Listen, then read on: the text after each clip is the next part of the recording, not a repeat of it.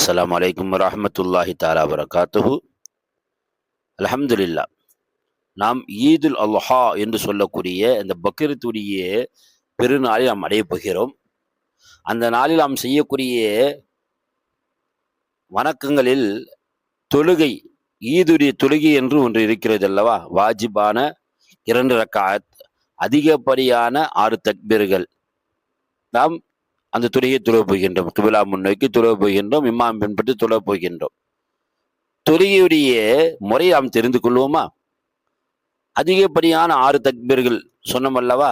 முதல் ரக்காயத்தில் அதிகப்படியான 3 தக்பீர்கள், பிறகு 2ஆம் ரக்காயத்தில் அதிகப்படியான 3 தக்பீர்கள். முதலாவது என்ன செய்வோம்? நம்ம தொழுகைக்கு நிற்கும் போது அல்லாஹு அக்பர் என்று நாம் கையை காது வரைக்கும் உயர்த்தி என்ன செய்யறோம்? கையை கட்டி கொள்வோம். இதுல சனா ஓதுவோம். சுப்ஹானக அல்லாஹும்ம பிஹம்திக தபாரக இஸ்முக தஆலா ஜத்துக வலா இலாஹ கைருக்.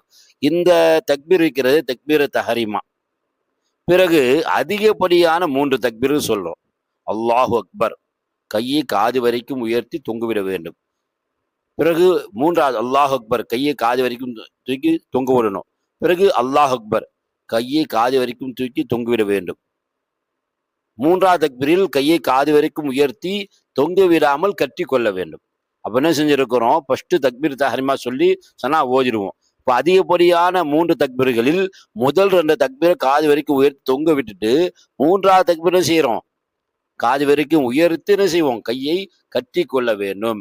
பிறகு என்ன செய்வோம்? நம்ம அங்க ஓதக்கூடிய இமாம் தொழுகிறோம்னா இமாம் ஜமாத் தொழும் போது இமாம் ஓதுவாங்க. அல்லம் சூரா துணை சூரா ஓதும், காது தாழ்த்தி கேட்கணும். பிறகு ருக்கு முடியும். பிறகு சஜ்தா 2 சஜ்தா செய்வாங்க. பிறகு ஏஞ்சி 2ஆம் ரக்காயத்தை ஏஞ்சிருவாங்க.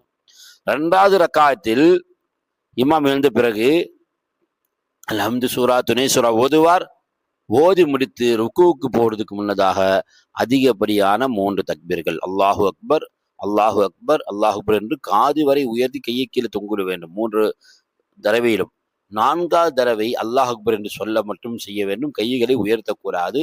அல்லாஹ் அக்பர் என்று சொல்லி ருக்கு செய்துவிட வேண்டும். பிறகு ருக்கு 2 சஜிதாக்கள் செய்து முடித்து பிறகு அத்தஹியாத் ஓதி நாம் தொழுகையை நிறைவு செய்வோம். தொழுகையுடைய நாம் தெரிந்து கொள்ள வேண்டிய தொழுகையுடைய முறை எது? எனவே அதிகப்படியான 6 தக்பீர்கள், வாஜிபா 2 ரக்காயத், இந்த இமாம் பின்பற்றி ஈதுல் அல்ஹாவுடைய வாஜிபா 2 ரக்காயத், இந்த இமாம் பின்பற்றி கிபிலா முன்னோக்கி அல்லாஹ்வுக்காக தொழுகிறேன் என்று நாம் நியத்தை வைத்துக் கொள்ள வேண்டும் தொழுகைக்காக வேண்டி. அது மட்டுமில்லாமல் நாம் அதிகப்படியாக அந்த 6 தக்பீர், முதல் 3 ரக்காயத்தில் 3 தக்பீர்களும், பிறகு 2ஆம் ரக்காயத்தில் 3 தக்பீர், நாம் 6 தக்பீர் நாம் நினைவு செய்து கொள்ள வேண்டும். எனவே நம் தொழுகையுடைய விஷயங்களில் சட்டத்திட்டங்களை நாம் தெளிவாக தெரிந்து கொண்டு ஈதை நாம் தொழுகையை கொண்டு நாம் அலங்கரிப்போமாக. அஸ்ஸலாமு அலைக்கும் வரஹ்மத்துல்லாஹி தஆலா வரகாத்துஹு.